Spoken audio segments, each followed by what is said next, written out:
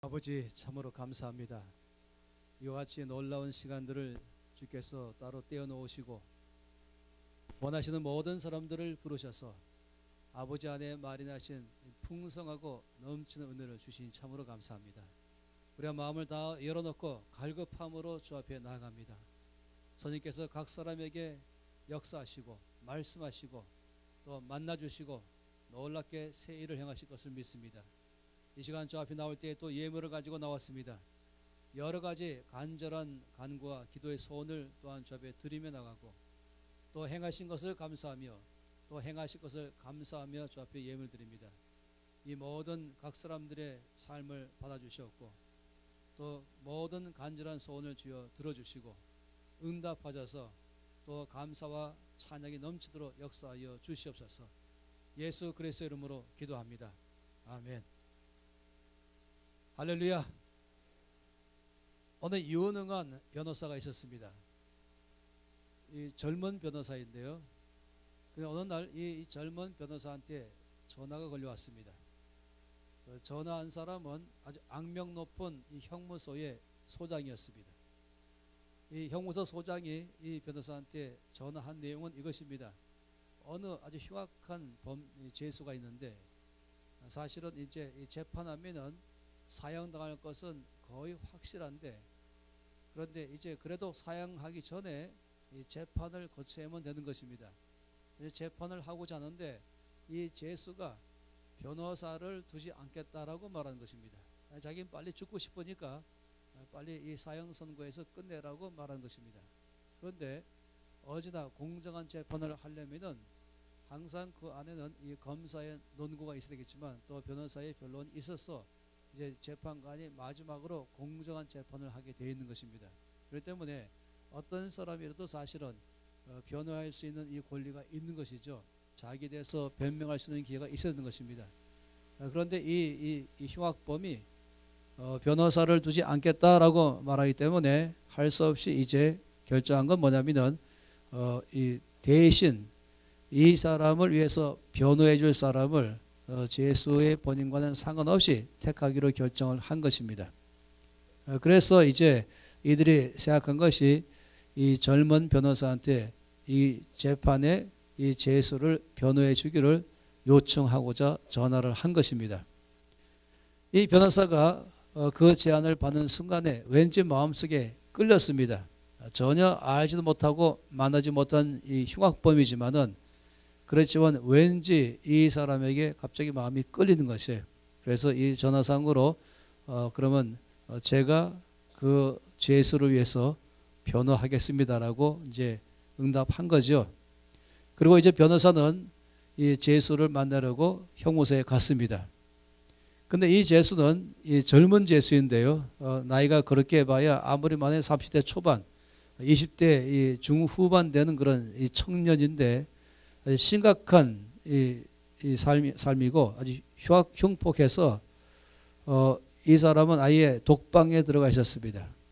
이미 살인하고 살인죄로 이제 형무소에 와 있는데 또 와 있으면서 같은 이 감옥 안에 있는 다른 죄수들을 또 심하게 구타해서 엄청나게 이 해를 입힌 그런 일이 있는 것이에요. 또 간수들까지도 감당 못할 만큼의 아주 난폭한 죄수였습니다. 그래서 이제 독방 속으로 집어넣고 아주 꼼짝 못하게 아주 최고의 감시자로 그를 뒀던 것이죠. 그래서 이제 이 변호사가 이 죄수를 만나려고 면회하려고 갔습니다. 그런데 한마디로 거절당했죠. 이 죄수가 자기는 아무도 만날 마음이 없다 하면서 한 번에 거절했습니다. 그래서는 이제 만나보지 못했지요. 단지 이 죄수에 관한 갖고 있는 여러 서류들만 쭉 검토하는 시간으로 가진 것입니다. 그리고 다음에 또 이제 형무소를 가서 이 죄수를 만나려고 시도했습니다. 이렇게 번번이 갈 때마다 얼굴 한번 보지 못하고 퇴짜 받아서 왔던 것이에요. 그런데 이 변호사는 왠지 모르게 이 사람을 변호해야겠다라는 마음이 생긴 것입니다. 그래서 여러 차례 이제 형무소를 갔더니 드디어 이제 이 죄수의 마음이 조금 열려가지고 면회를 하도록 면회실로 왔어요. 그러나 첫 번 면회할 때도 참 놀랍게도 그냥 오자마자 얼굴 한번 딱 보이고는 됐습니까? 그리고는 나 일 없으니까 당신 하도 나를 만나기 원해서 한번 이렇게 만나준 것이다. 그리고 말 한마디 건넬 틈도 없이 그냥 들어가 버린 것입니다. 이것이 첫 번째 대면이었죠.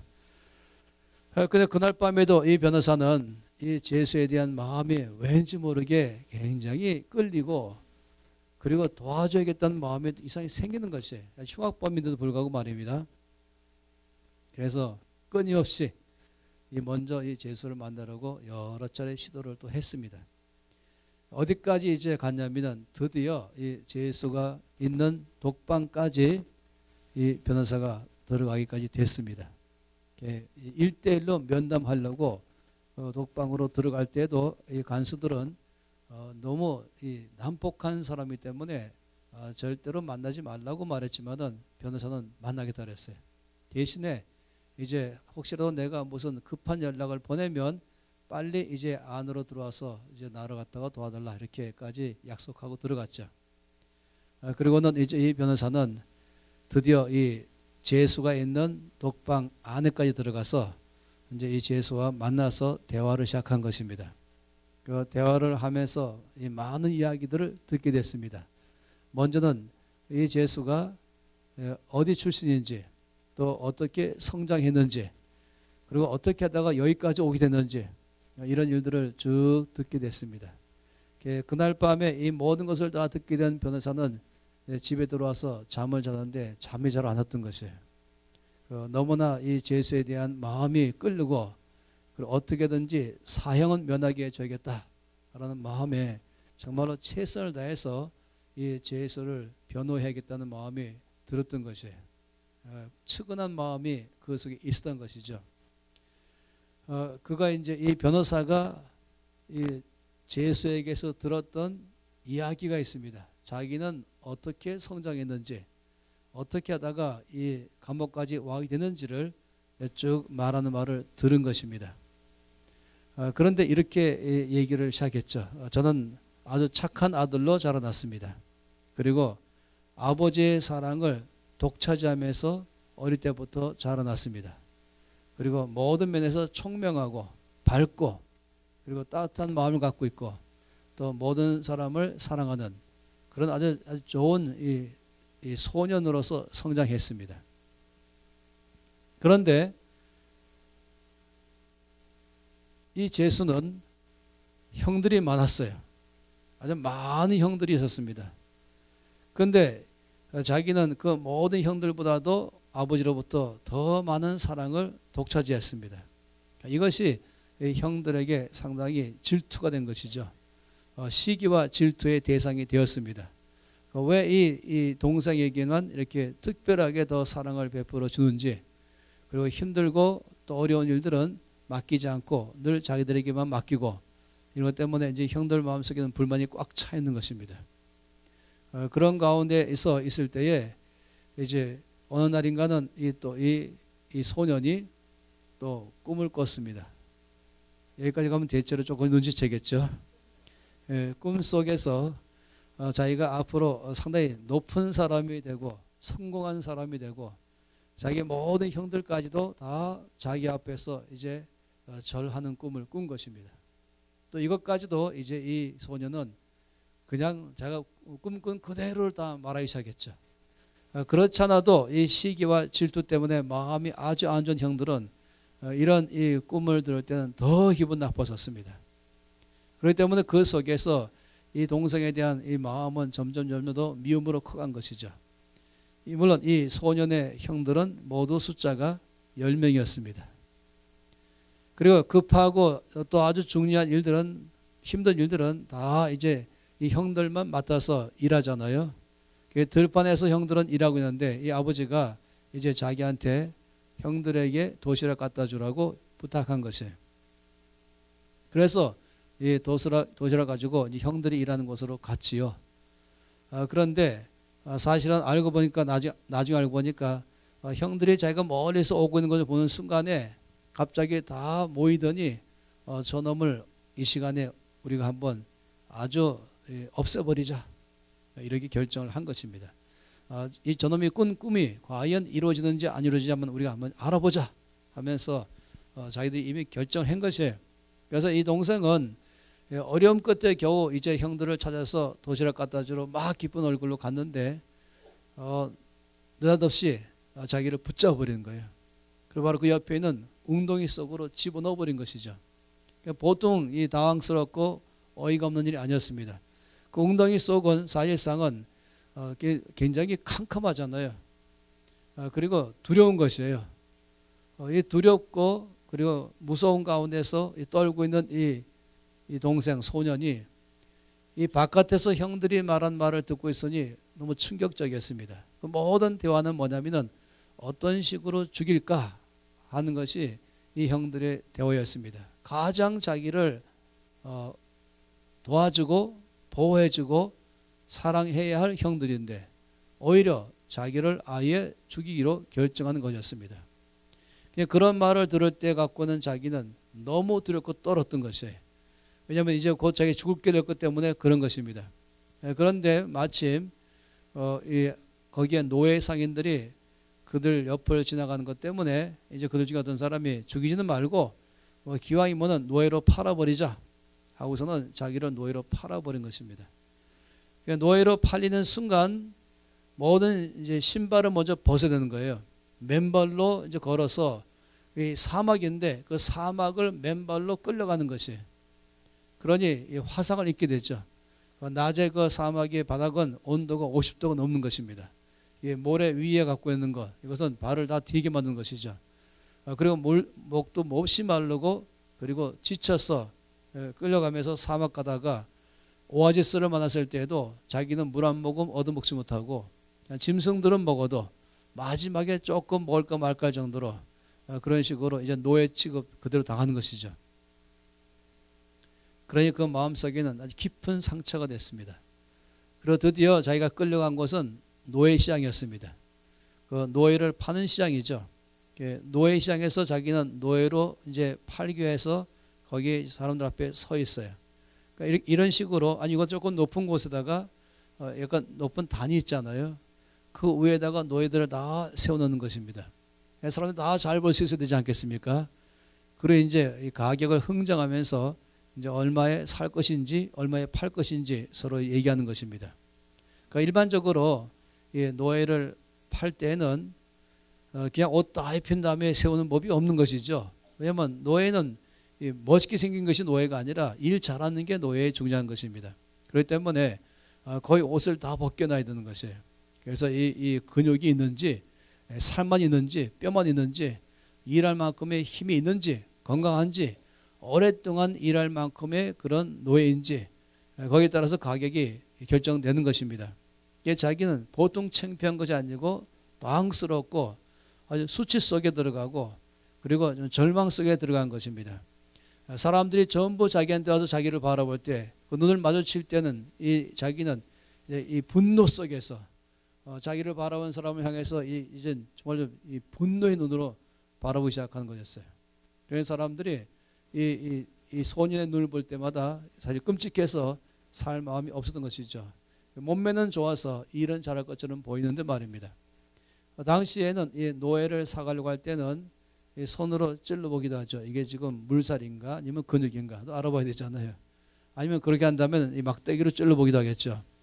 그럼 맨 마지막으로 이 노예를 살 때는 어디를 보는지 아세요? 이빨 검사를 하는 것입니다. 그래서 이를 벌리라 그러고서는 아마 이 막대기로 하든지 하면서 이가 실한가 부실한가, 이가 튼튼할수록 건강하다는 증거이기 때문에 그러면서 자기는 별의별 수모를 다 겪기 시작했습니다. 그러니 그런 상황까지 가면서 그는 아주 심각한 충격을 받게 된 거예요. 완전히 다른 세상 안으로 자기는 지금 떨어져 버렸죠. 그리고 어느 한 사람에게 자기는 이제 비싼 값으로 팔려서 드디어 노예의 삶을 살기 시작했습니다. 하루 종일 일하고 열악한 자기의 숙소 안으로 내팽개쳐졌을 때에 그때 온몸에 이 멍이 들고 쑤시고 아픈 가운데서 이제 이 소년, 노예 소년이 그때에 이 방 구석에 있을 때에 그 안에서 첫 번째 떠오르는 것은 얼굴이 공중에 쫙 얼굴이 떠오르는 것이 바로 10명의 형들의 얼굴입니다.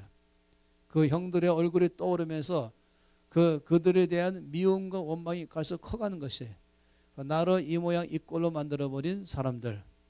노예가 되었다는 것은 이제 앞으로 더 이상 공부할 기회는 없어집니다. 노예가 되었다는 것은 더 이상 돈 벌 기회도 없어집니다.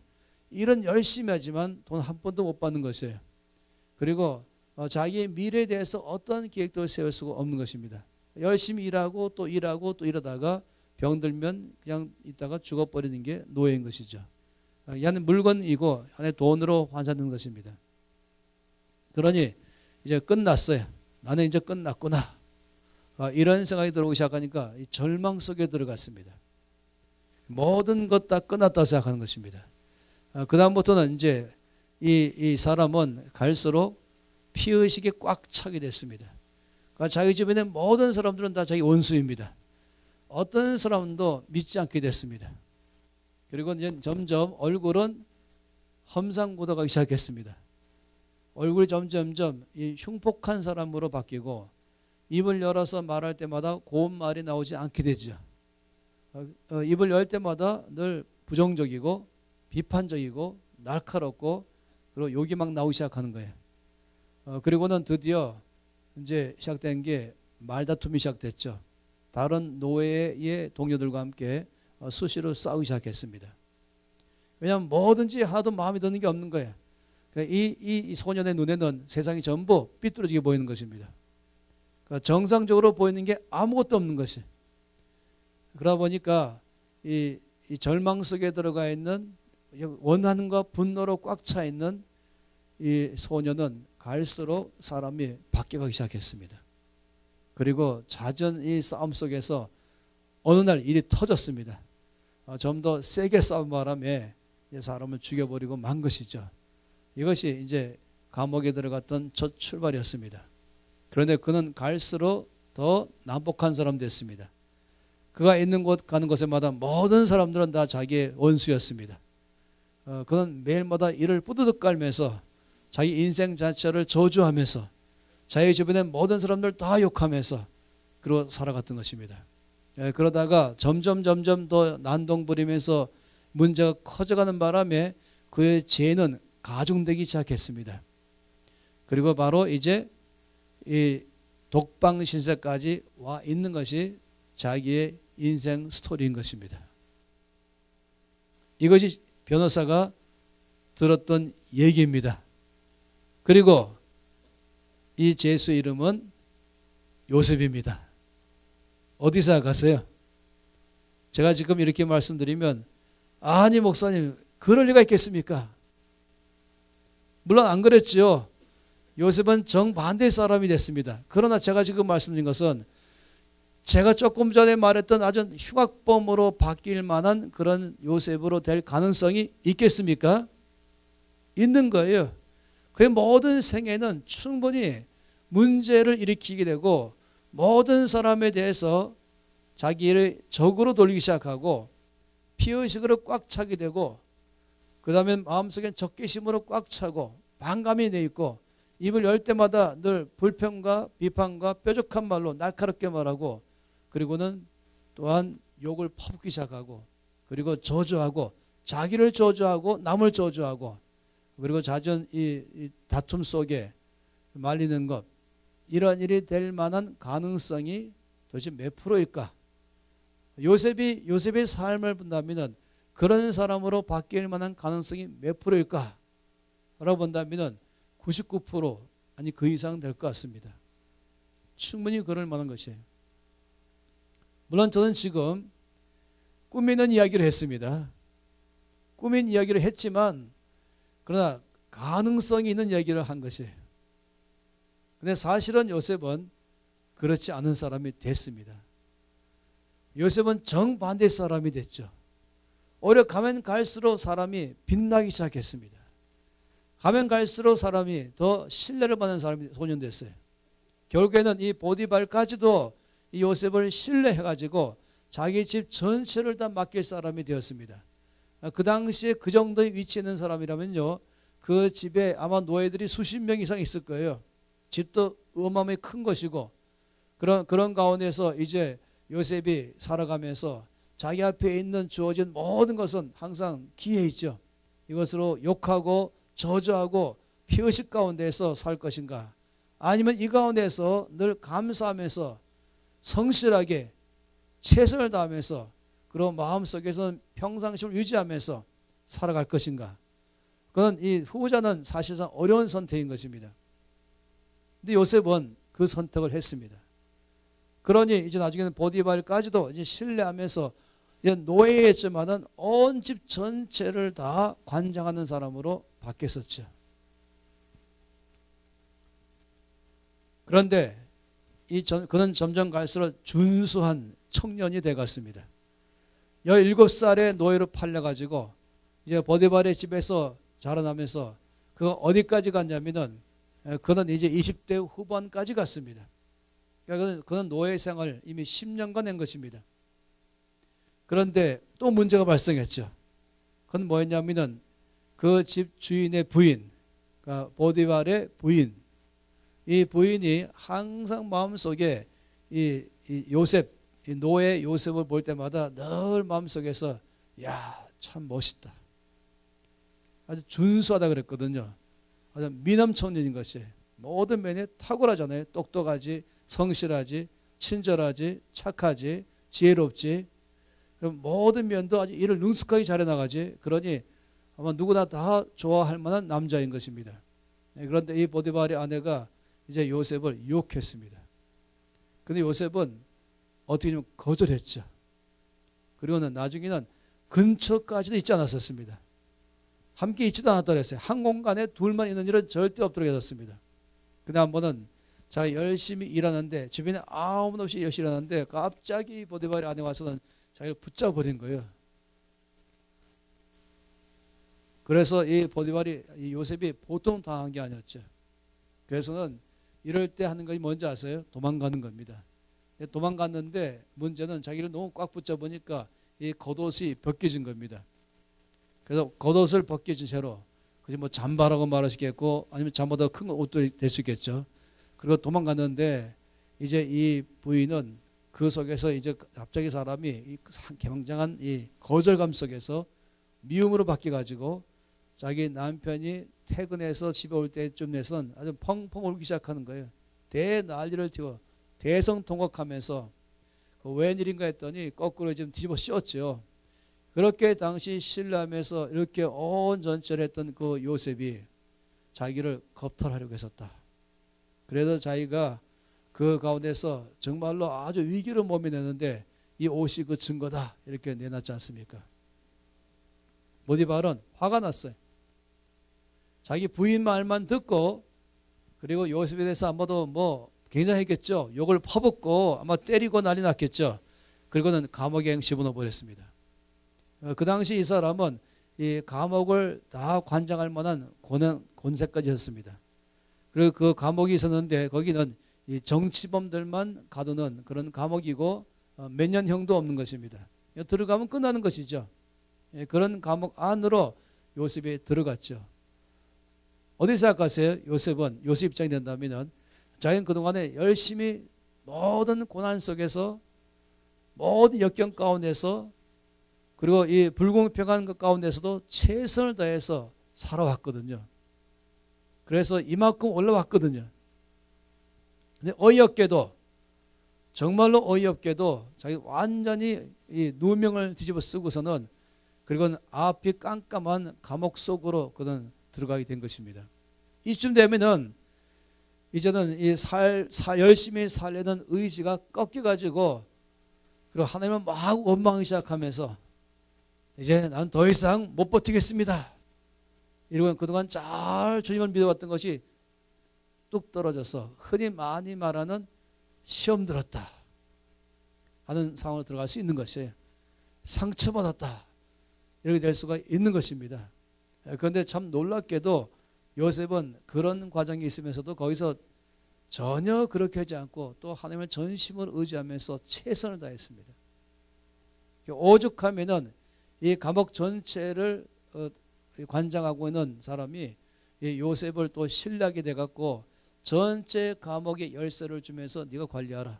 할 정도로 또 신뢰받은 사람이 되었습니다.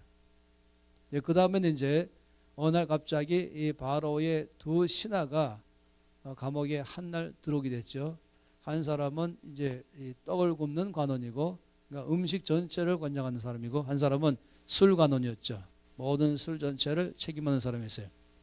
그 당시에 갖고 있는 이 직제, 당시에 갖고 있는 구조는 오늘과는 이 조직이 다르지요.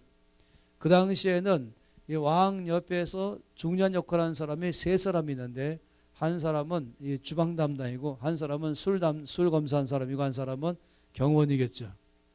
이 가운데서 이 세 사람은 다 왕의 생명을 보호하도록 되어 있는 것입니다.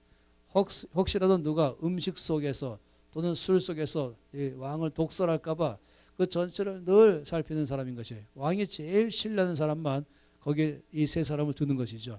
따라서 그런 사람들은 왕이 가장 가까이 머무는 사람들인 것입니다. 권력자들인 것이죠. 근데 둘 다 실수해가지고 이제 바로가 화를 내고 이들을 파면시켜서는 감옥에 집어넣었던 것입니다. 감옥에 와 있으면서 이제 요셉과 서로 친해지기 시작했죠. 그래서 이 요셉은 두 신하들하고 친한 관계가 된 것입니다. 오늘 말한다면 장관급 이렇게 볼 수 있겠죠. 그러다가 어느 날 이 두 사람이 마음이 근심해 군을 봤어요. 아니 왜 근심하십니까? 그랬더니 두 사람 다 꿈을 꿨다는 거예요. 그리고 그 꿈의 내용에 대해서 도대체 알지 못하니까 그 꿈 내용 때문에 근심하는 것입니다. 그래서 요셉이 그 꿈 내용 좀 말해보시오 했죠. 한 사람이 먼저 꿈 내용을 쭉 말하니까 그 꿈은 당신은 3일 후에 복권될 것입니다. 다시 옛날 왕 옆에서 섬기는 자리 속으로 들어갈 것입니다. 라고 이제 좋은 꿈인 것을 말해준 거예요. 옆에 있던 사람이 그 꿈을 보니까 갑자기 자기도 기대가 커진 거예요. 그래서 내 꿈도 좀 해몽해 주라면서 쭉 얘기했죠. 그런데 요셉은 말하기를 당신 꿈을 보니까 당신은 3일 후에 당신은 목숨이 달아날 것입니다. 3일 후에 요셉이 그 꿈을 해몽한 그대로 한 사람은 복권되고 한 사람은 사형당했습니다. 이 복권대에서 가는 사람 얼마나 기쁘겠어요. 그러면서 요셉에 대한 감사하는 마음이 너무 커진 거죠. 그때 요셉이 뭐라고 말했냐면 그 사람 보고 당신이 바로를 만나시면 나에 대해서 호소 좀 해주십시오. 나는 이 감옥에 와서 여기에 살만한 죄를 지은 것이 없이 누명을 쓰고 와 있습니다. 따라서 이것은 오직 바로만 이 누명을 해결할 수 있습니다. 그러니까 당신이 이 바로를 만나면 나에 대해서 억울함을 좀 얘기해서 이 왕이 이 문제를 판단할 수 있도록 해달라고 했죠. 그런데 어떻게 했습니까? 아주 큰 소리 치면서 걱정하지 말라고, 내가 가면 반드시 너에 대해서 이 왕한테 말해서 해결해 주겠다고 했습니다. 그 다음부터 요셉은 하루하루가 이제 사람 기다리는 거예요. 소식만 기다리는 것이죠. 매일매일 그때부터 하루하루는 굉장히 긴 날인 것이에요. 이전에 살던 삶과는 다른 거. 언제 소식이 올까? 언제 자기 누명이 벗겨질까? 그런데 놀랍게도 2년 지나가도록 다시 말하면 이 신하가 싹 잊어버렸어요. 큰 소리 치고 갔던 사람이 완전히 요셉을 잊어버렸습니다. 결국 2년이라는 세월이 또 지나갔어요. 감옥에서 다시 또 2년간을 더 있게 된 것입니다. 아마 그럴 때에 갖고는 요셉의 마음은 어땠을까? 상당히 마음속에서 초조하고 조바심 나고 또 막 화나기도 하고 은혜도 모르는 누구라고 하면서 욕할 수도 있겠고, 그렇지만은 또다시 그런 2년간의 기간이 요셉이 정말로 마음을 잘 다스린 사람이 되었습니다. 그리고 마지막에 2년 후에 이제는 바로가 꿈을 꿨죠. 연속 2번 꿨는데 꿈 내용은 전혀 다르지만 사실은 같은 것을 다른 식으로 꿨죠. 이 바로가 이 꿈 때문에 너무 이상하고 놀라운 꿈이어서 이것을 갖다가 해몽할 사람을 찾는데 아무도 이 바로의 꿈을 해몽하지 못했습니다. 이때 가서야 그 신하가 2년 전에 만났던 요셉을 떠오르게 된 것입니다. 그리고 이제 바로한테 이 요셉이라는 청년 얘기를 해줬죠. 그래서 이제 2년 후에 갑자기 요셉을 나오라고 하는 것이에요. 제가 예상하기로는 이제 다 모욕시키고 수염 다 깎고 아주 말끔한 멋있는 모습으로 바로 앞에 가게 됐죠. 그때 요셉의 나이가 30살이었습니다. 17살 소년 때에 노예로 끌려와서 13년간의 노예의 모든 삶을 살고 이제 30살 때 바로 앞에 서게 됐습니다. 그리고는 이제 바로의 꿈을 해몽했죠. 그리고 해몽할 뿐만 아니라 요셉은 그러므로 이 7년 대풍년 때와 7년 대어마어마한 흉년 때에 어떻게 해야 이런 가운데서 나라가 망하지 않고 정말로 이 경제적 위기를 잘 해결할 수 있을지 대해서 해결책까지 요셉이 말해줬습니다. 그랬더니 바로가 네가 그 사람이 되어라. 네가 그 일을 책임 맡아라. 한순간 이 요셉의 이 지위가 왕 다음가는 당시의 세계에서 가장 강력한 제국 중에 하나인 이 이집트 왕조에 거기에 왕 다음가는 자리에, 그러니까 총리의 자리에 요셉이 올라간 것입니다. 이거 우리가 다 아는 이야기인 것이죠. 제가 이 말씀을 드리는 이유는 오늘의 말씀과 너무 연결이 때문에 말씀드린 것이에요. 오늘 말씀은 이런 내용이었습니다. 이 삼손이 수수께끼를 내놓은 것입니다. 삼손이 내놓은 수수께끼는 뭐였습니까? 아까 읽었던 말씀 있죠. 삼손이 이렇게 말했어요. 먹는 자에게서 먹는 것이 나오고 강한 자에게서 단 것이 나왔다. 이것이 삼손이 내놓은 이야기였습니다. 그런데 3일이 지나도록 아무도 이것을 풀지 못했다라고 말했습니다. 일반적으로 이 수수께끼는요 3일 이내에 풀어야 됩니다. 3일이 지나도 풀지 못하면 사실은 못 푸는 거예요. 사람이 이 수수께끼를 풀 수 있는 지혜가 3일 내로 못 풀면 6일 지나도 못 풀게 돼 있어요. 3일이 지나도 못 풀었다라고 말하고 있습니다.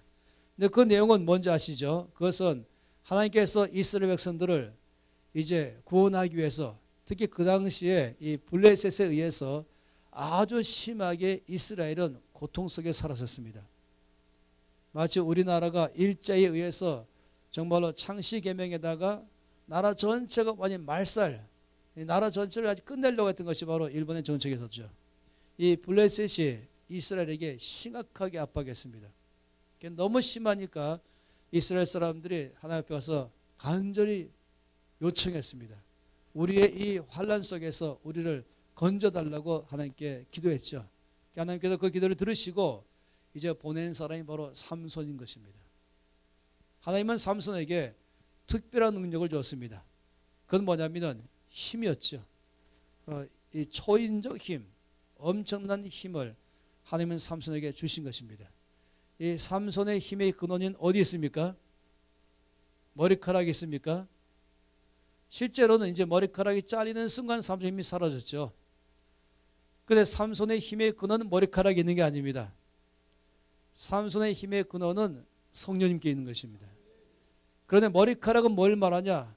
이 머리카락은 하나님께 내 삶을 구별하여 드렸다는 표시였습니다. 그래서 나의 온 삶을 오직 하나님 당신에게만 드리겠습니다. 그래서 나를 성별하여서 주님께 내 인생의 삶을 드리고 내 뜻대로 살지 않고 오직 주의 뜻을 따라 살아가겠습니다.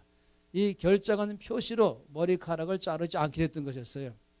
따라서 머리카락을 잘랐다라고 말한 것은 힘이 머리카락이 있다고 말한 게 아니라 한마디로 말하면 나는 더 이상 하나님 앞에 헌신된 삶을 살지 않겠습니다 하는 걸 말하는 것이에요.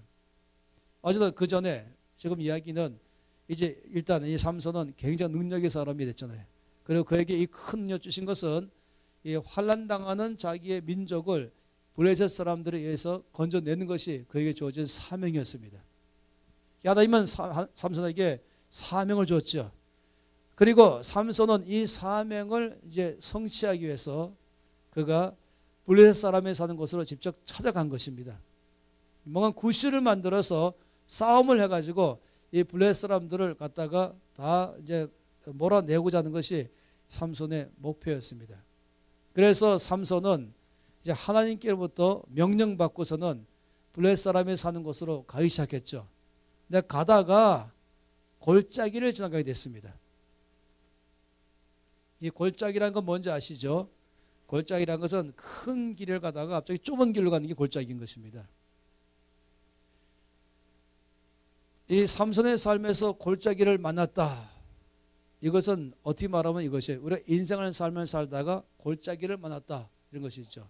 이 골짜기 그러면 이 갑자기 길이 좁아진다 이거만 말하는 게 아니라 골짜기는 또 햇빛이 잘 안 드는 것이에요. 왜냐하면 양쪽에 계곡이 쫙 이 절벽이 있지 않습니까? 양쪽에 절벽이 쫙 있는 한가운데로 가는 것이 골짜기인 것이죠. 그래서 햇볕이 비쳐도 처음에는 그늘진 것이고 이 정면에 있을 때만 햇빛이 비치는 것이고 햇빛이 지나가면 해가 지나가면 햇빛이 안 비치는 것이에요. 그러다 보니까 하루 중에서 잠깐만 햇빛이 비치고 하루 종일 어두운 것입니다. 그래서 다윗이 말하기를 이 사망의 음침한 골짜기 이렇게 말한 것입니다. 또 이 시편 84편 말씀에는 눈물 골짜기 이렇게 말하기도 하는 것입니다.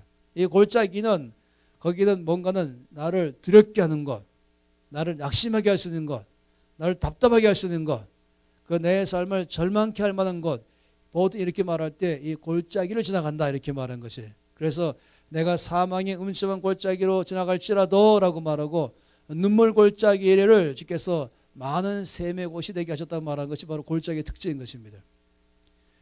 하나님의 뜻을 따라 살아갈 때에 골짜기를 지나갈 수 있을까 하는 것이에요. 예수 안 믿을 때는 잘 살다가 예수 믿은 다음에 오히려 골짜기를 지나갈 수 있을까?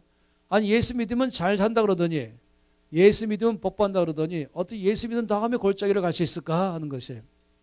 더군다나 그 정도가 아니라 아예 더 성경 공부하기를 결정하고 성경도 공부하고 말씀도 이제 날마다 열정씩 읽으면서 제자의 삶을 살겠다고 더 결심하고 나가기 시작한다면 그렇다면 오히려 주께서 그걸 보시고 축복해야 되지 않겠어요?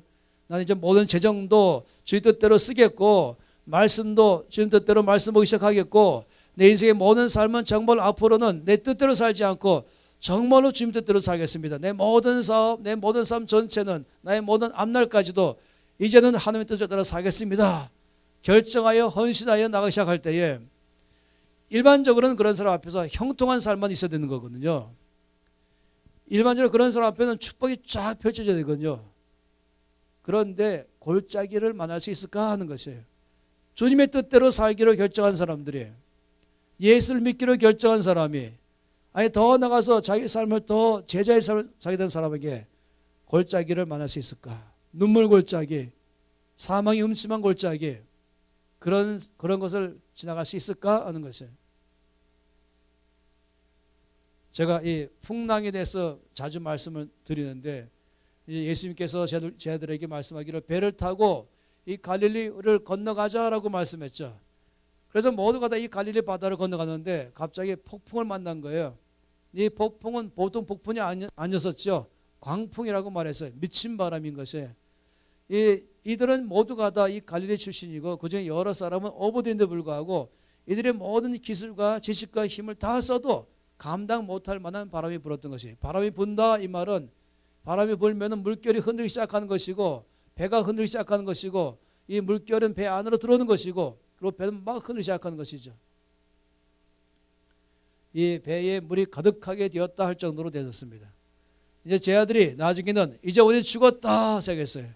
이 전문가 어부들이 이제 우리는 죽었다 할 정도라면 아주 어려움 가운데 들어간 것입니다.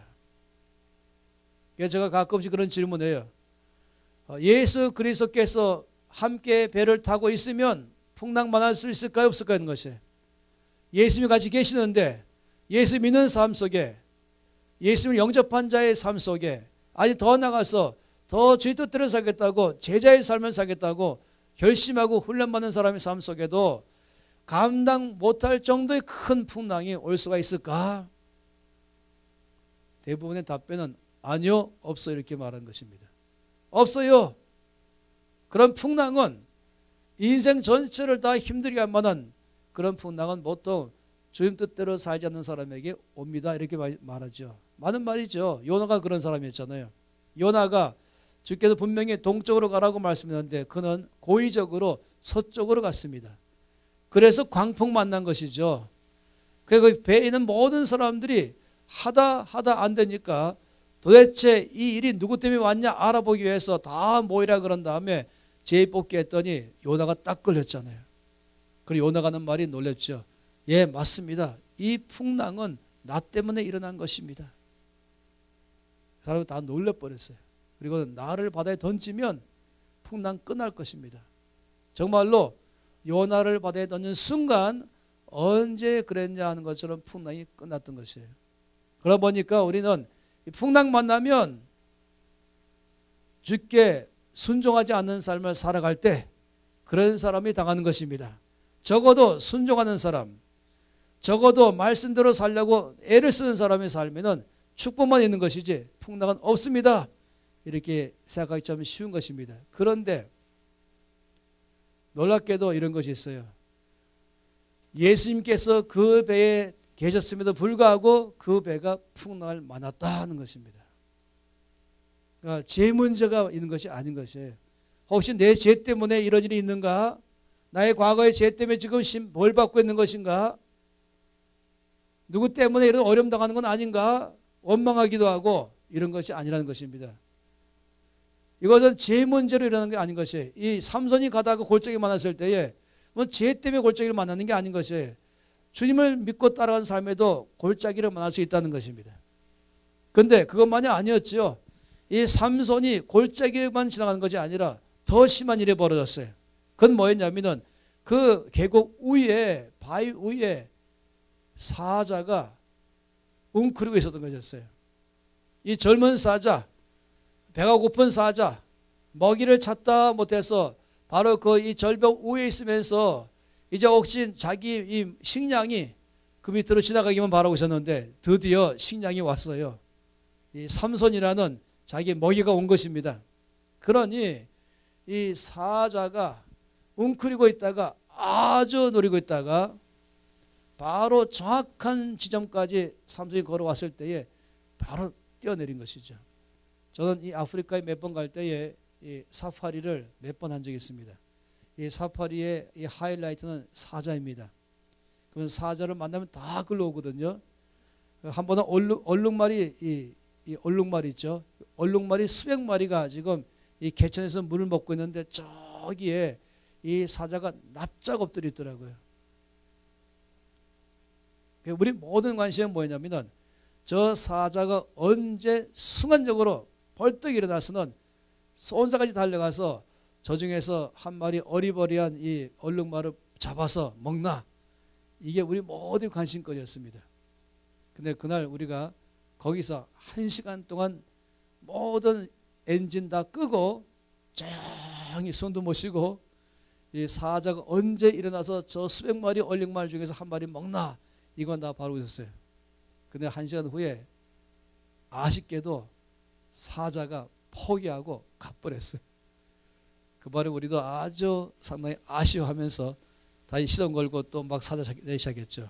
왜 그러냐면은 이 사자가 웅크리고서 이제 이 얼룩말을 잡으려고 그러는데 놀랍게도 이 수백 마리 얼룩말이 오는데 한 6마리의 말만 항상 거기서 망 보는 거예요. 사방으로 쫙 둘러서 가지고 이 6마리씩 순서를 번갈아 가면서 먹으러 말들이 내려오면 먹을 때 항상 6마리가 있으면서 망 보는 거예요. 그래서 만일에 저기에 사자가 떴다 하는 순간에는 이 망 보고 바로 알려주면은 튀기 시작하면은 그 거리상 사자가 잡을 수 있는 거리가 넘는 것입니다. 이게 흥미로웠었어요. 늘 망 보는 말들이 바뀌고 있어요. 그러면서 이 놀랍게도 한 6마리 정도의 이 말들은 늘 거기서 아주 경계태세가 정확한 바람에 이 사자가 견디다 못해서 포기하고 가버렸습니다. 어쨌든 이제 삼손은 사자가 그날 거기서 조용히 기다린 것이에요. 드디어 이 삼손이 왔잖아요. 그러면 사자는 그 공격 포인트를 알고 있어요.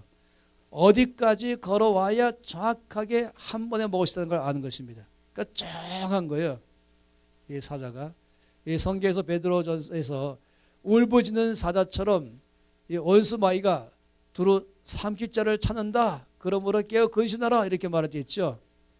그건 제가 말씀 전할 때마다 항상 말하지만은 그거는 이 사자가 먹이를 찾으려고 막 울며 다닌다. 이거는 뭘 말하냐면은 늙은 이빨 빠진 사자일 때만 그렇게 하고 있어요. 젊은 사자는 울부짖지 않아요. 젊은 사자는 가만히 있다가 마지막 울부짖죠. 이건 제가 이 영적전쟁 강의할 때에 절대 마귀를 무수하지 말아라.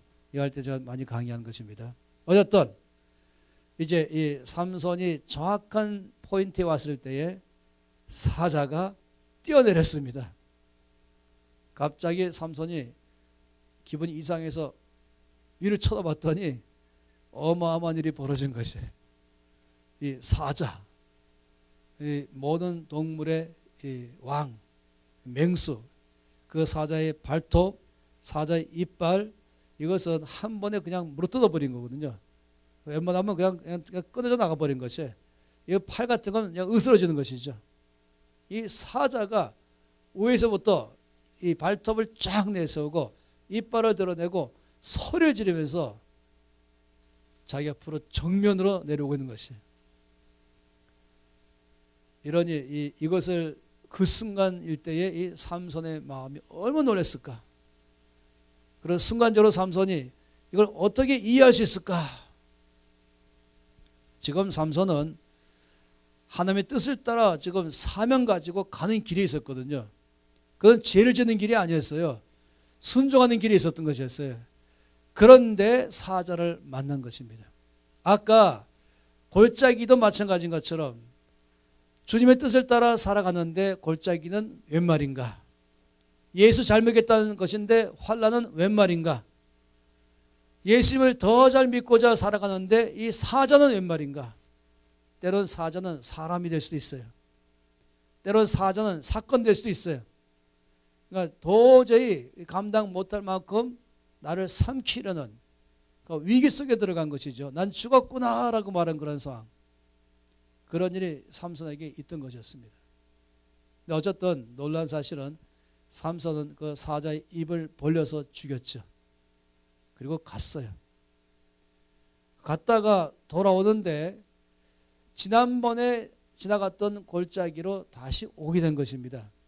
그랬더니 그 골짜기 한가운데에 지난번에 죽였던 이 사자의 시체가 그대로 거기 있는 것이었어요. 그런데 놀라운 일이 벌어졌죠. 그 사이에 거기에 벌들이 집을 만들어 놓은 거예요. 벌집을 만들어 놨죠. 꿀을 잔뜩 채워놓은 것이에요. 그래서 삼손은 자기가 죽여서 지금 골짜기 한가운데 죽어 있는 이 사자의 시체에 거기에 있는 벌집을 꺼낸 것입니다. 그리고는 삼손이 먹었죠. 여러분, 이 벌꿀은요 순간적인 힘을 주게 만들어줘요. 이것도 자연산이잖아요. 그러니까 아주 몸에 강하게 주는 것입니다. 그래서 이 삼손이 이 벌집에서 꿀을 먹고 힘을 내고 그 벌꿀이 많아가지고 그걸 갖다가 부모님께 드렸다 이렇게 말했습니다. 그 다음에 다시금 이제 삼손이 이 블레셋 사람들이 갔습니다. 그리고 뭔가 구실로 잡기 위해서 그때 내놓은 수수께끼가 뭐냐면은 바로 이것이었어요. 먹는 자에게서 먹는 것이 나오고 강한 자에게서 단 것이 나왔다. 그런데 3일간 못 풀었다 그랬죠. 오늘 밤에 저희 목표는 여기 모인 모든 분들에게 이 수수께끼를 풀게 해드리는 게 제 목표입니다. 그래서 제가 기도를 많이 하고 왔어요.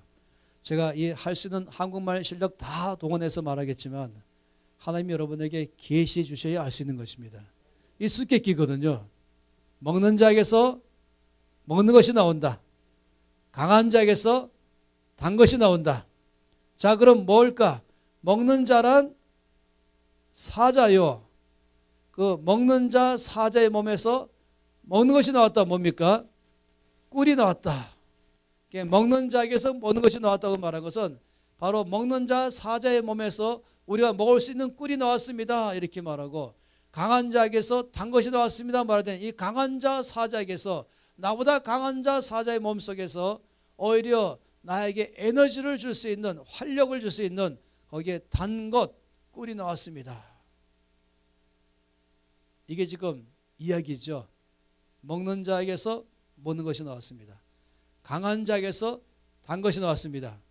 다시 말하면 이거는 사자의 몸에서 꿀이 나왔습니다. 아무도 모르는 것인데 이 삼손은 알았던 거잖아요. 그러니까 이것을 지금 말한 것이에요. 그러면 여러분에게 질문하고 싶어요. 먹는 자에게서 먹는 것이 나오고 강한 자에게서 단 것이 나왔습니다. 이것은 수수께끼인데 이걸 풀어보시오. 풀어보세요 하고 저 여러분에게 지금 오늘 드리는 것이에요. 그럼 어떻게 푸시겠어요? 그럼 먹는 자란 사자요, 나를 먹으려는 사자요. 거기서 먹는 것이 나왔다는 것은 내가 먹을 수 있는 꿀이 나온 것입니다. 강한 자란 나보다 강한 사자요, 단 것은 나에게 에너지를 주는 바로 꿀을 말합니다. 이렇게 말씀하시면 다 풀었을까요? 아니요. 풀기 시작하는 단서만 잡은 것입니다. 그건 출발점에 거기까지 말했다면 이걸 다 푼 게 아닌 것입니다. 풀려면 더 나가야 되는 것입니다. 다시 말하면 이 말씀 보면서 저 여러분에게 이제 조금 더 설명을 잘 들어보세요.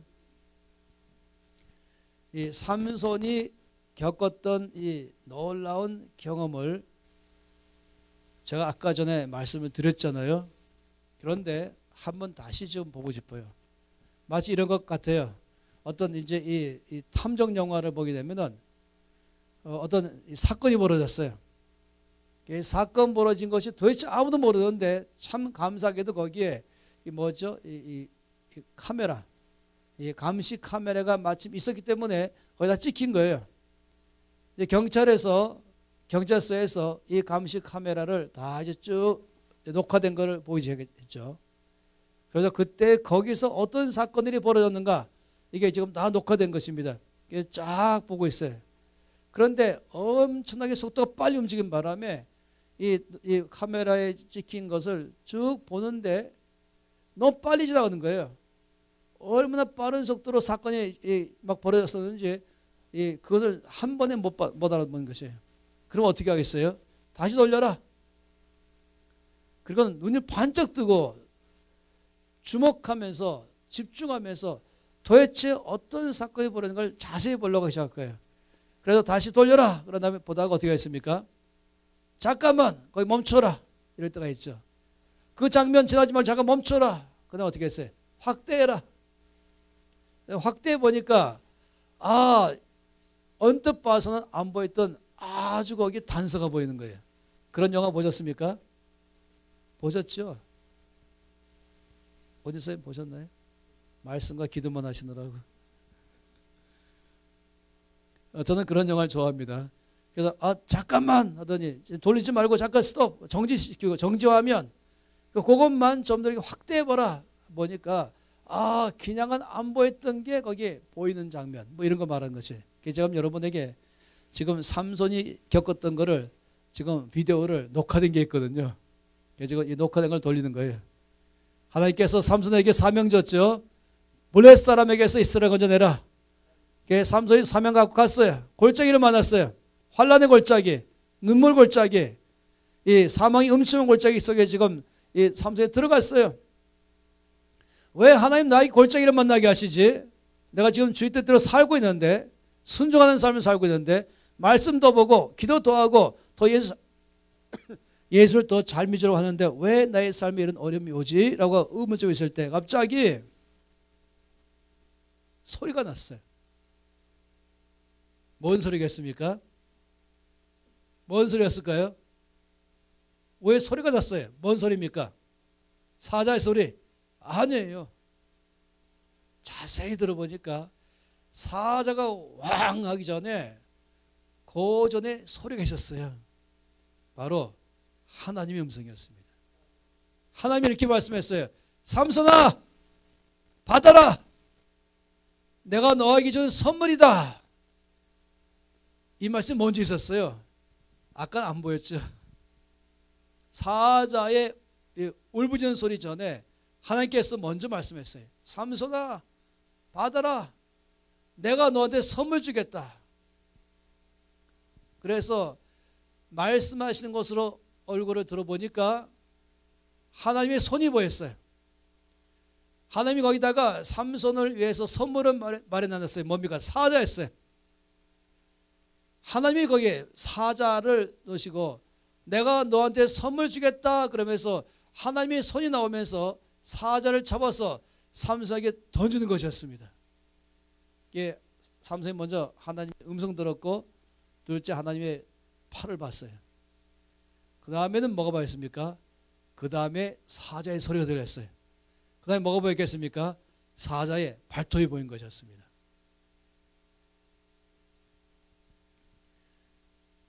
여러분 성경 아무리 읽어봐도 그거 안 보여요.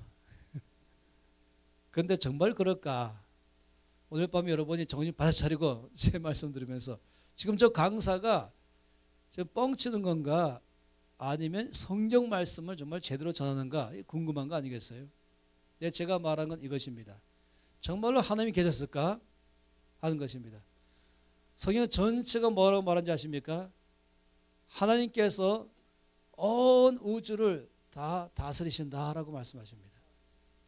온 역사를 다스리시는 분은 하나님이시다라고 말씀하십니다. 이 히브리서 1장 3절 말씀 보면은 우리 주 예수께서 말씀으로 만물을 붙드신다고 말씀했습니다. 여러분, 하나님의 말씀으로 만물을 붙드신다고 말한다면 만물은 몽땅 다 포함된 것이에요. 이 땅에 그 어느 것도 우연이란 일어나지 않는 것입니다. 하나님의 모든 것 가운데 역사하신 것입니다. 그렇다고 하나님께서 우리 가운데에서 어떤 뭐 사자가 던지도록 계획한 건 아니지만은 사자가 나에게 올 때 그것을 허락하신 분이 있어요. 하나님은 모르는 사이에 일이 벌어진 건 없습니다. 이 땅에 어느 것도 하나님도 모르는 사이에 일이 벌어진 법은 없는 것입니다. 하나님 다 알고 계십니다. 그리고 이상 어떤 것도 하나님께서 허락하지 않은데 일어난 건 없는 것입니다. 아까 찬송가 중에서 제가 들으면서 가사가 틀렸네 생각한 게 뭐냐면은 사람이 감당치 못할 뭐죠? 아까 뭐랬었어요 가사가 감당 못할 고난이 올지라도 이제 물론 그 말은 굉장히 어려운 고난이다 이런 뜻이겠지만은 사실은 고린도전서 10장 13절에 뭐라고 말했어요? 주님은 신실하시기 때문에 사람이 감당하지 못할 시험당함을 허락하지 아니하신다. 나에게 일어난 어떤 시험도 어떤 고난도 내가 감당 못할 것은 허락하지 아니하신다. 이 중요해요. 어떤 단어냐면 허락하신다, 허락 안 하신다. 이게 중요한 것입니다. 어떤 경우는 허락할 때가 있고 어떤 경우는 허락 안 할 때가 있어요. 허락할 때는 왜 허락하십니까? 감당할 수 있으니까. 그러니까 감당 못할 시험당함을 허락하지 아니하신다 이 말씀은 감당할 시험은 허락하신다 이 말인 것입니다. 하나님이 우리를 시험하는 분은 아니세요. 그러나 원수마귀가 나를 갖다가 넘어뜨리려고 나에게 시험할 때에 유혹할 때에 하나님이 허락할 때가 있는 것입니다. 가장 대표적인 것이 바로 십자가입니다. 십자가 사건은 원수마귀가 예수님을 몰아갔죠. 십자가로 몰아갔어요. 어떤 바보 같은 사람들은 십자가야말로 하나님의 실패작이다 이렇게 말하는 사람이 있죠. 또 사실상 로마 병사들이 비웃었지요. 네가 정말 하나님의 아들이면 내려와라. 또 어떤 사람들은 하나님이 정말 전능하시다면 이거 하나 못 먹었겠냐. 예수님 고난당하는 거 붙잡히는 거 매맞는 것 십자가에 매달리시는 거 하나님의 능력이 있다고 이걸 왜 못 먹겠냐 이렇게 말할지 모르겠어요.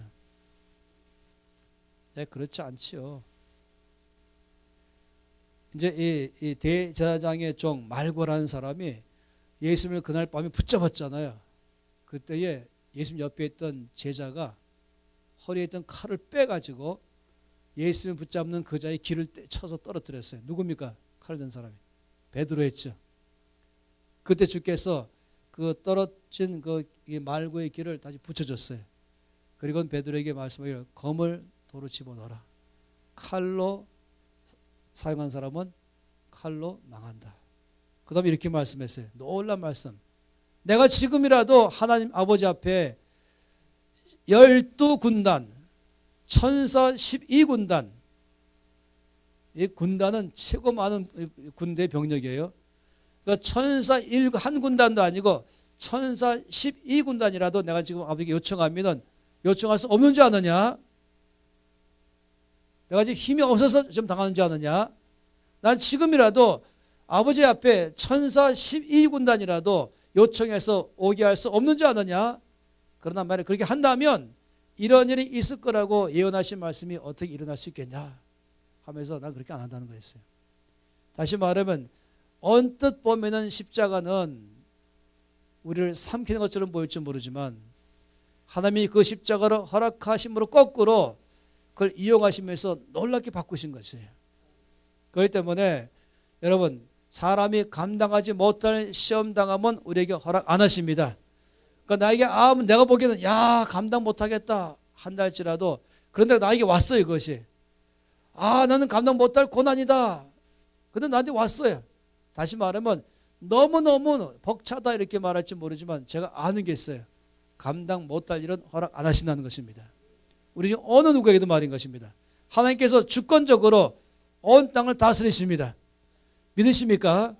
하나님은 전능하신 분이시며 나의 모든 삶에 일어난 전체를 다 주님은 다스리는 분인 것이에요. 이 십자가는 하나님의 계획이 아니었지만은 십자가도 하나님 다스리는 것이에요. 허락하신 것이죠. 그래서 그날 이 사자가 거기 있었지만은 하나님이 허락하지 아니하시면은 사자가 있을 수 없는 것입니다.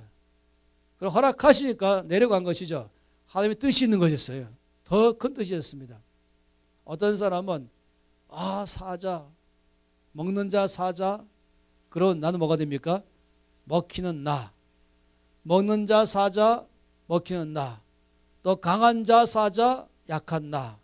이건 본다면요 끝나는 거예요.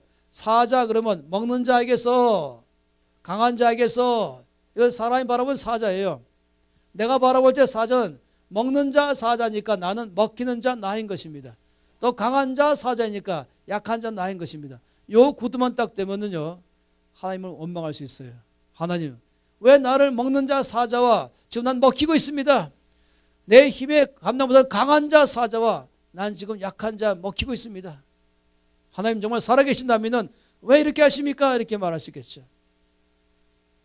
삼손은 그날 사자를 죽인 다음에 가면서 처음에는 이해가 안 됐을 거예요. 왜 하나님은 나에게 골짜기를 지나게 하셨지? 왜 하나님은 나에게 사자를 만나게 하셨었지? 그래서 감사하게도 내가 죽여서는 망정이었지. 근데 왜 나에게 이런 일이 일어났을까? 예수 믿는 나의 삶에 왜 난 골짜기를 지나야 되는가? 예수 믿는 나의 삶에 왜 사자를 만나야 되지? 내가 좀 더 헌신된 삶을 살고자 하는데 주의 뜻대로 살려고 애를 쓴 나의 삶에 왜 골짜기를 만나게 하셨지? 왜 사자를 만나서 내 목숨이 위기권에 가서 있었지? 이해가 안 될 수 있어요. 하나님 정말 나의 어려움을 아시는가?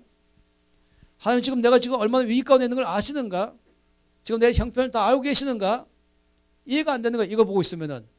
그런데 돌아오는 길에 자기가 죽인 사자의 몸에서 꿀을 꺼내서 먹은 다음에 알았어요. 왜 하나님께서 나로 골짜기를 지나게 하셨는지, 왜 하나님은 나에게 나보다 강한 자, 나를 먹으려고 하는 이 사자를 만나게 하시는지, 왜 내가 예수 믿고 사는데 이런 이 골짜기를 지나야 됐는지, 왜 예수님은 나의 삶에 나보다 강한 자 사자를 만났는지. 사람이란 사자 말했잖아요. 어떤 사건이라는 사자, 이 환경이라는 골짜기. 여러분 그런 걸 지나가 본 경험이 계신가요? 그런 골짜기를 지나가 본 경험이 계신가요? 그런 사자를 만나본 경험이 계신가요? 만약 안 만났다면, 아직 안 만나셨다면 제가 말씀드리고 싶은 게 있어요. 기다리세요. 곧 올 겁니다. 여러분의 골짜기 한 번도 나는 지나가 본 적이 없다 하신다면 제가 말씀드릴게요. 곧 골짜기를 지나게 될 것입니다. 사자를 한 번도 안 만났어요. 나보다 강한 자, 나를 먹으려는 자, 아주 잔인하게 나를 삼키는 자 사자를 만나본 적이 없다면 제가 이렇게 기도 못하겠어요. 평생 사자 만나지 않게 해주십시오. 저 기도 못합니다. 곧 만나게 될 것이니까. 근데 제가 눈치를 쫙 보니까 한두 사람 빼고는 다 만나신 것 같은데 그것도 여러 번. 저도 골짜기를 많이 지나갔습니다. 저도 사자를 여러 번 만났었습니다. 이제 죽었구나 할 때가 여러 번 있었어요. 난 죽었구나, 끝났구나 이럴 때가 몇 번 있었어요. 난 이제 끝났구나.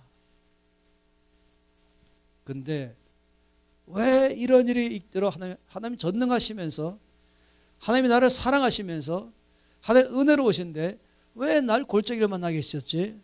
왜 사자를 만나게 하셔서 내가 위기권 들어가게 하셨지?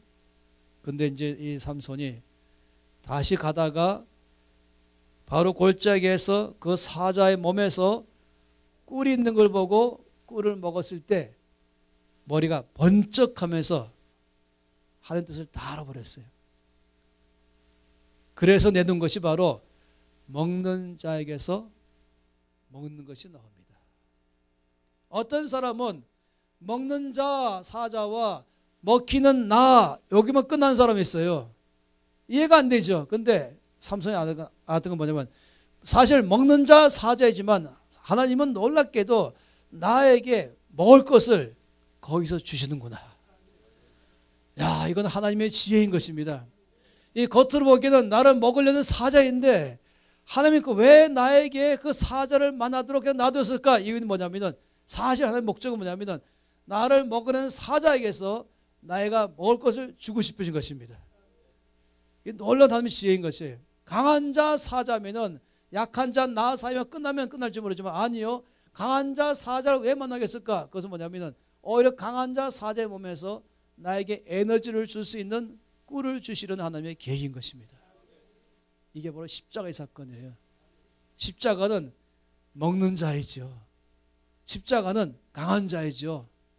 십자가는 어찌 보면은 하나님은 계시냐 이렇게 막 조롱할 만한, 하나님 계시면 왜 매맞고 왜 죽으셔야 되냐, 왜 처참하게 조롱당하고 아주 비참하게 생애를 마감하게 하냐 할지 모르지만 제가 그런 드라마를 봤어요. 이제 이 원수마귀가 다 몰아가서는 마지막에 예수님을 십자가에 못 박힌 예수님 보면서 막 뒤에서 막 웃는 거예요. 통쾌하게 하하하 하면서 나 이겼다. 근데 이 못이 세 번째로 막 박히는 순간에 막 웃다가 심장마비 걸려서 죽어버리는 마귀. 자기가 지금 이겼다 하는데 알고 보니까 자기 심장에 꽂히고 있는 거였어요. 이게 하나님의 놀라운 지혜이죠. 십자가는 하나님의 지혜라고 말했습니다. 우리의 구원이라고 말했습니다. 그러니 이 십자가는 먹는 자이지만 우리는 그 십자가에서 우리 먹을 것이 나오고 있습니다. 십자가는 강한 자일지 모르지만 우리들에게는 거기서 단 것이 나오는 것입니다. 여러분, 지금 우리는 십자가는 뭡니까? 십자가는 나를 치료하는 힘이 있습니다. 십자가는 나의 그 저주를 끝나게 했습니다. 십자가 나의 모든 죄를 끝내버리겠습니다. 그리고 아버지 모든 축복을 받는 통로가 되게 만들었습니다. 바로 똑같은 것이에요. 이 똑같은 것이 바로 삼손에게 일어난 것이에요. 삼손에게 골짜기를 만나고 사자 만났지만은 겉으로 보기에는 삼손에게 굉장한 손해가 올지 모르지만 사실은 하나님이 삼손에게 이 골짜기와 사자를 허락하신 것은 삼손에게 꿀을 주고자 하는 것이었습니다. 이것이 바로 요셉에게서 일어난 것이에요. 요셉은 골짜기로 들어갔죠. 웅덩이 속, 노예로 팔려가는 사막, 노예 시장, 보디발의 집, 감옥 다 골짜기예요. 형들 사자이지요. 노예 상인 사자이지요. 보디발 사자이지요. 보디발의 아내 사자이죠. 그런데 이 모든 걸 동원하면서 사실은 요셉을 점점 하나님의 사람으로 만들어 갔습니다.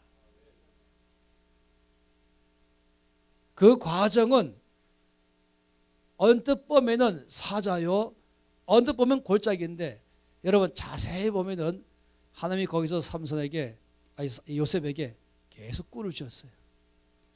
오히려 그 상황은 요셉을 먹을 걸 줬어요. 그 상황은 요셉을 축복한 거 됐어요.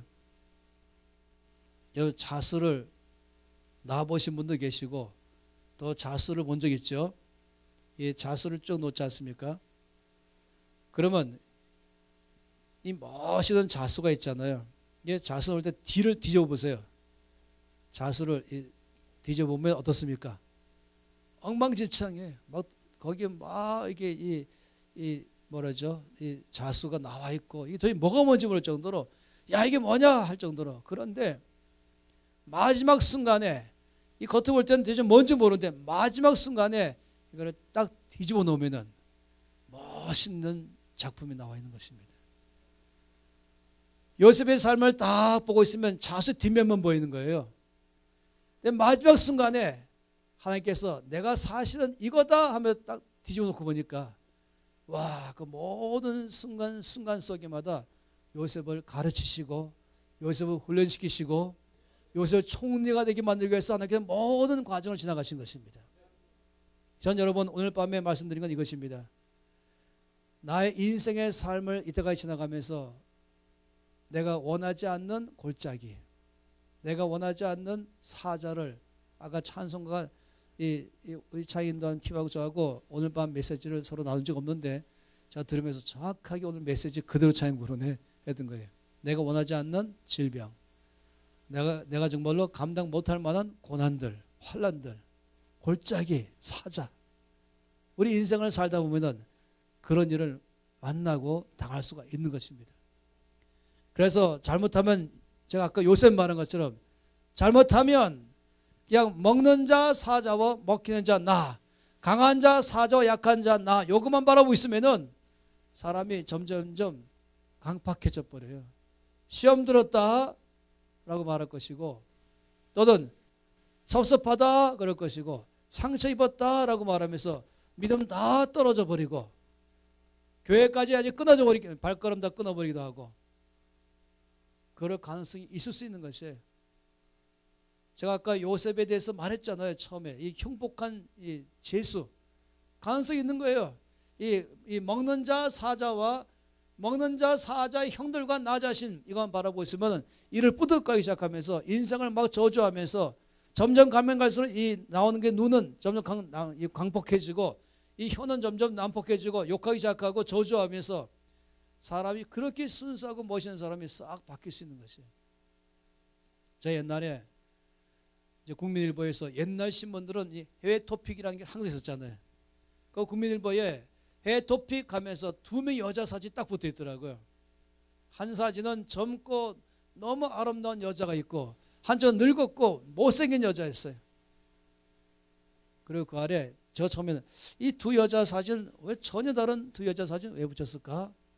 그 아래 뭐라 되는지 아시죠? 이 사람은 같은 사람입니다. 이 젊은 여자가 이런 여자로 바뀌었습니다. 다 그런 건 아니죠. 가끔 어떤 나이 조금 드신 자매님들은 나도 처녀 때는 부드러운 여자였었어요. 이렇게 그렇게 말하면 안 되죠. 그런 말 다르게 말하면 살다 보니까 남편이란 사자를 만나게 되고 자식이란 사자를 만나게 되고 가정이란 골짜기 만나게 되고 그리고 나도 모르는 사이에 아주 드세고 거칠어진 전투적인 용사가 돼가지고 그냥 살아남으려고 옛날에 그렇게 부드럽고 아주 가냘픈 처녀였다가 그냥 막 아주 허리를 들고 칼 차고 있는 그 용사로 된 엄마, 아내로 바뀌어서는 뭐든지 전쟁에 나가는 입도 걸걸해지고 그렇게 되면 안 돼요. 그럴 수 있겠지만 우리 모든 사람들은 다 그렇게 될 수 있겠지만 요셉이 그렇게 될 수 있었다니까요. 그런데 오히려 그것은 하나님께서 나를 깨트리는 시간인 것입니다. 나를 깨트리시고 그래서 성경에서 고난 때문에 나에게 유익이 왔습니다. 이 중에 많은 분들이 그래요. 고난이 없었더라면 여기 앉아있지 못한 분이 분명히 있을 거예요. 그 고난이 이 교만했던 나를 다 깨트려버리고 그리고 나를 납작하게 만들어서는 하나님이 나하게 만들었을 거예요. 이 고난 없이 왔으면 좋겠지만은 아니요, 사람이 너무 강팍해서 골짜기에 지나가야 되는 거예요. 사자를 만나야 되는 거예요. 근데 사실은 그것이 나를 삼키는 것이 아니라 나에게 끌어주신 하나님의 축복인 것입니다. 그래서 전 여러분에게 여러분의 모든 과거 엄마 뱃속에 있을 때부터 시작해서 아주 가난하기 시작해서 태어날 때 가난하기 자라나면서 어린아이 때 그리고 청소년 시절을 지나고 청년과 또 장년과 혹시 나이 지금 내가 먹은 데까지 포함해서 나의 모든 삶을 바라볼 때에 혹시 여러분들은 왜 나만 이렇게 불행한 삶을 살았을까? 저 사람과 달리 나는 왜 이렇게 불행한 삶을 살았을까? 불행한 가정에서 불행한 부모님 가운데 아니면 아빠나 엄마나 아니면 나는 왜 이렇게 살았을까 하면서 자, 인생을 늘 한탄하면서 살아갈 수 있겠죠. 그러면 이상한 사람 돼버려요. 그런 사람 믿음 잘하기 어렵거든요. 그런 사람 입은 늘 열면 상처만 만나는 거예요. 너무 상처 많이 받아서 사람이 망가져 버린 것이 삐뚤어지게 다 보는 것이죠. 정상적으로 보는 게 아닌 것이. 그런데 전 여러분이 말씀드린 것은 이것이에요. 오늘 말씀 속에서 먹는 자에게서 먹는 것이 나오고 강한 자에게서 단 것이 나왔다. 이 수기를 만약에 푼다면 여러분 과거의 모든 삶에 대해서 이렇게 말할 거예요. 감사합니다. 저 사자 때문에 제가 오늘 꿀을 먹게 되었습니다. 저 골짜기 가운데서 내가 주를 만나게 됐습니다. 나에게 오래 은혜가 되었습니다. 그래서 축복으로 바꾸시기 바랍니다. 그것이 핥히고 나를 상처 입히는 사자 보는 것이 아니라 나에게 먹을 것을 주시는 하나님을 바라보시기 바랍니다.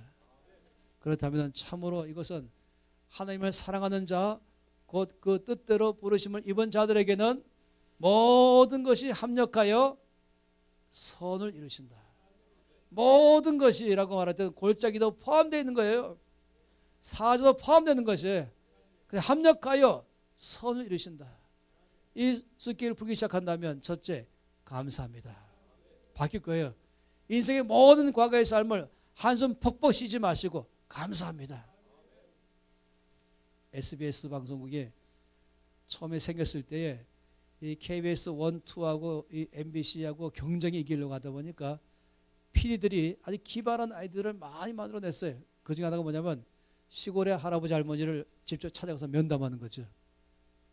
그 다음에 좀 더 발전해서 이 할아버지 할머니들이 너무 순진하니까 아주 인기가 많아졌어요. 드디어 할아버지 할머니들을 이 방송국 안에까지 초대됐죠. 그리고 이제 할머니 앉아있고 할아버지가 이제 몸짓을 하면서 뭐가 말하면서 알아맞추기 있잖아요. 뭐 말하면 이제 알아맞혀도 정답은 주면 안 되고. 그래서 할아버지에게 주어지는 게 뭐였냐면 천생연분이었어요. 그러니까 할아버지는 이것을 가지고 할머니를 알아맞추게 만들어야 돼. 너무 시작을 잘했어요. 이렇게 말했어요. 당신과 나 사이. 그랬더니 온 국민이 보는 앞에서 할머니 바로 말하기를 왼수 그러더라고요. 할아버지가 아니 네 글자 그랬더니 할머니 평생 왼수. 제가 식당에서 밥 먹다가 배꼽 뺐어요. 야, 그런 식으로 보면은 이 할머니 눈에 할아버지는 뭡니까? 사자입니다. 저 왼수 사자. 저 사자가 내 인생을 망쳤어. 왼수요? 평생 왼수요. 그러면요, 이 할머니는 정말로 옛날에 부드러운 여자였다가 거칠은 여자로 바뀌는 거예요. 저는 그런 부부 사이 많이 봤습니다. 여기 그런 분이 계시면 오늘 싹 바꾸시 바랍니다. 바꿔야 돼요. 정말 그렇게 본다면요, 내가 손해예요. 사자 맞는 것도 억울한데 나까지 사자에게 안 먹히려고 거칠어진 사람 너무 억울하지 않겠어요? 그런데 하나님께서는 모든 것을 다스리심을 믿어야 됩니다. 하나님이 여러분의 모든 삶을 다스리심을 믿어야 됩니다. 따라서 왜 그런 일을 허락했을까? 왜 사자인가? 왜 골짜기인가? 잘못 보면은 그것만 바라보고 있으면 먹는 자 사자와 먹히는 자 나와 강한 자 사자와 약한 자 나와 보고 있으면요, 사람이 갈수록 거칠어지고 사람이 갈수록 사람이 황폐해져 갈 것이에요. 점점 딱딱해져 가고 완악해져 가고 믿음은 점점 잘하지 않게 되고 얼굴도 점점 난폭한 사람은 바뀔 거예요. 말도 거칠어질 것이고 그러면 모든 관계도 거칠어지고. 그러나 이 숫기기를 푼다면 안 그럴 것입니다. 이걸 푼 사람이라면 이렇게 말할 거예요. 먹는 자 사자에게서 하나님은 나에게 먹을 것 꿀을 줬습니다. 강한 자 사자를 만나게 하신 것은 사실은 하나님 거기서 나에게 단 것, 에너지 될 것을 주셨습니다. 그래서 다윗이 말한 것처럼 고난당한 것이 나에게 유익이 됐습니다. 내가 하나님의 은혜를 보게 됐고, 요셉이 어떻게 말했습니까? 드디어 요셉이 형들을 만났잖아요. 양식 사러 왔던 형들을 만났잖아요. 요셉은 형들을 여러 번 시험했죠. 형들은 과연 받겠을까 안 받겠을까? 그 다음에 요셉이 드디어 형들 앞에 자기 정체를 드러냈죠. 형님들, 당신들이 죽었다고 말했던 그 요셉 바로 접니다.